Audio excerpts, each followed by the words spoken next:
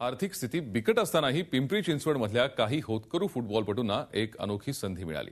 स्वीडनमधल्या एका आंतरराष्ट्रीय फुटबॉल स्पर्धेत भाग घ्यायची संधी मिळाल्यानं ही मुलं हरखून गेली आहेत। हा अनुभव कधीही न विसरता येणार आहे अशी भावना या मुलांनी व्यक्त केली आहे। फुटबॉलची अगदी मन लावून प्रॅक्टिस करणारी ही मुलं आहेत पिंपरी चिंचवडमधल्या महापालिकेच्या शाळेतली। यातली बहुतांश मुलं झोपडपट्टीत राहतात।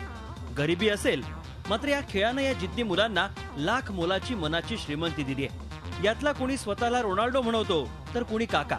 याच जिद्दीतून या मुलांना एक अनोखी संधी लाभली। स्वीडनमधल्या गोठिया आंतरराष्ट्रीय फुटबॉल स्पर्धेत भाग घ्यायची संधी या हौशी खेळाडूंना मिळाली आणि त्यांच्या मनातलं एक स्वप्नच जणू सत्यात उतरलं। पिंपरी चिंचवडमधल्या एसकेएफ कंपनीनं या कामी विशेष पुढाकार घेतला। 2005 मध्ये आम्ही आमची sports academy SKF sports academy establish केली, जिथे आम्ही इथल्या जवळच्या म्युनिसिपॅलिटी स्कूल्स मधल्या मुलांना आम्ही एकत्रित करतो आणि आम्ही त्यांना इथे स्पोर्ट्स बद्दलचं शिक्षण देतो। आंतरराष्ट्रीय स्पर्धेत खेळल्याचा आनंद आणि तितकाच बहुमोल अनुभव मिळाल्यानं ही मुलंही खुश झाली आहेत। एरवी जगण्याची रोजची लढाई सुरूच आहे।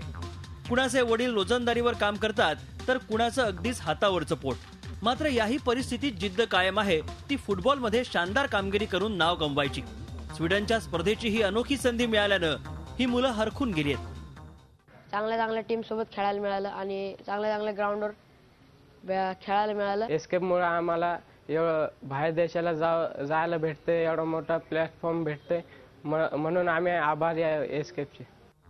स्वीडनमध्ये या मुलांना म्हणावं तसं यश मिळालं नाही, पण यापुढे आणखी कठोर मेहनत करण्याची जिद्द मात्र मिळाली आहे। इतर देशांच्या तुलनेत फुटबॉलचा विचार केला तर भारत खूपच मागच्या स्थानावर आहे।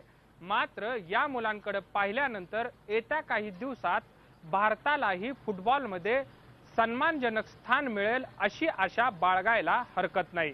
झी 24 ताससाठी व्हिडिओ जर्नलिस्ट अमोल धर्माधिकारीसह कैलास पुरी, पिंपरी चिंचवड।